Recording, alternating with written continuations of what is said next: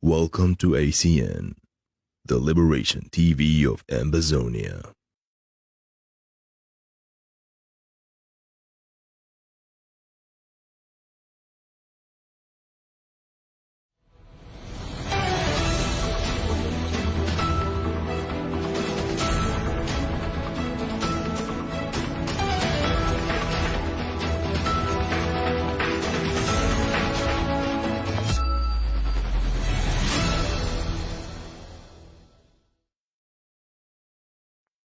My fellow Amazonians, this is Dr. Cho Ayaba. This coming Friday, Nnamdi Kanu and myself will be having a joint press conference. The Hip-Hop and the AGOVC have been engaged in some background discussions for the last 1 year or so. Now I know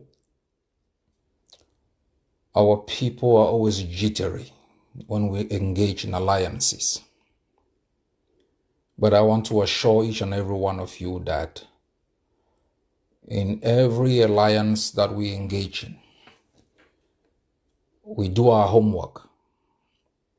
We analyze what will be important for us. We take strong steps to look at the consequences of those alliances. One of the mistakes we have made in our liberation struggle has been informed by the nature of our educational system. We were educated under a system that trained us to think for the interest of the West. What will not anger the West? What will be in the interest of the West? Even in determining whether armed struggle was necessary to resist Cameroon, we first thought about the interest of others. We thought about the ICC. We thought about the consequences. We never thought about the gains that it will bring to our liberation struggle. When the Mandelas rose up against South Africa, they knew this was a nuclear power country. They knew their friends. When they engaged with Cuba, they knew Cuba was a mortal enemy to the United States, and that alliance will anger the Cubans. But the Mandelas thought about what interest it will bring for the South Africans. In every relationship, there are consequences, there are negatives, there are positives. But once you are able to determine that the positives outweigh the negatives, you should go for it. There will be consequences in everything you do, like in the armed resistance against Cameroon. People are being killed. But in the Pacific resistance, they were still being killed. The only difference is now we are also able to kill them. The Biafrans are our closest neighbors. When you look at the map of Nigeria, you look at the map of Cameroon. In the north of Nigeria, you have the Hausas and the Fulanis. They have an exit up into Niger. On the west, you have the Yorubas with an exit to Benin, where within Benin, 53% are Yorubas. Up in the north, majority also, a high percentage of Nigers are Fulanis and Hausas. And you come down south, the south and southeast, you have the Igbos. Their exit is either into the Atlantic Ocean or into Amazonia. And if you look at the relationship within our Ejagam axis and theirs, close similarity. Why is it possible for the Yorubas to build alliances into Benin, for the Hausas and Fulanis to build alliances into Niger, but it's problematic for the Igbos to build alliances into Amazonia? Why is it possible up in Cameroon, the Northeast are able to build alliances with the Fulanis and Hausas in Nigeria? You know, those in the south and East are able to build alliances with Central African Republic, Gabon, and others. But it's problematic for Ambazonia to build alliances across with the Igbos. Why is the interest of Nigeria more important than the survival of Ambazonia? Why is it possible that Nigerians can kidnap and rendition hundreds of our people, and their interest is going to determine our own alliances? My fellow Ambazonians, we look at these things carefully.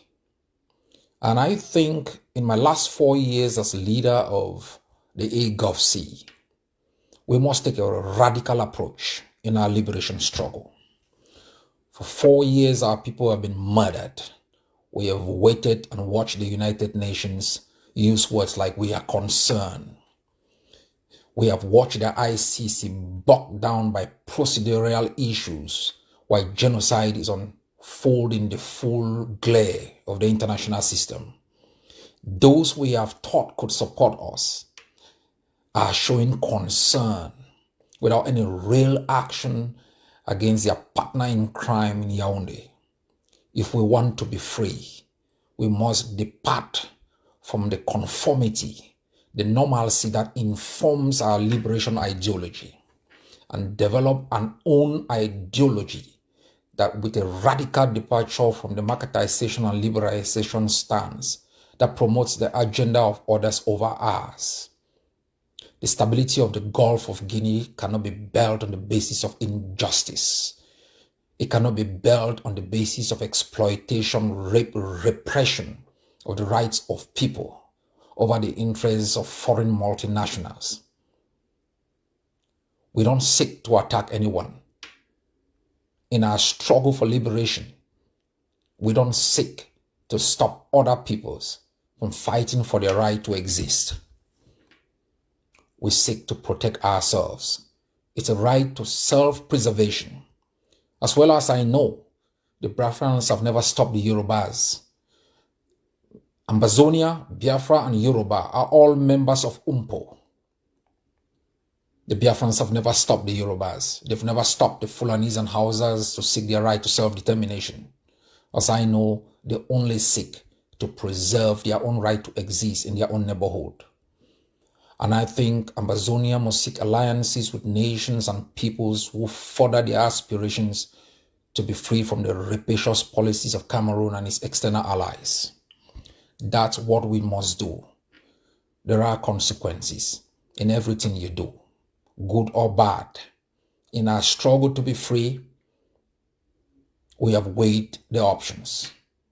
And everything we do, every step we make, we do it for the best interest of Ambazonia. Our own interest as individuals and formation is far behind. Does this benefit Ambazonia? And I think in our detailed discussion going forward, we will make sure that everything we get into works well for you, the Ambazonian people. Further your aspirations for a freed homeland. The status quo cannot prevail on the perils of an unjust occupation. God bless you all.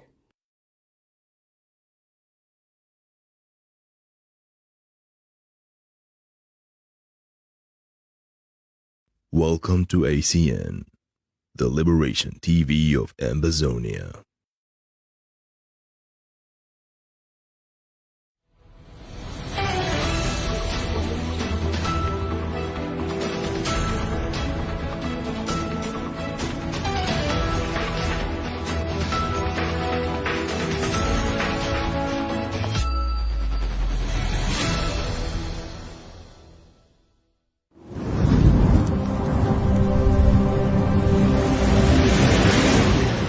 Stay tuned on ACN TV.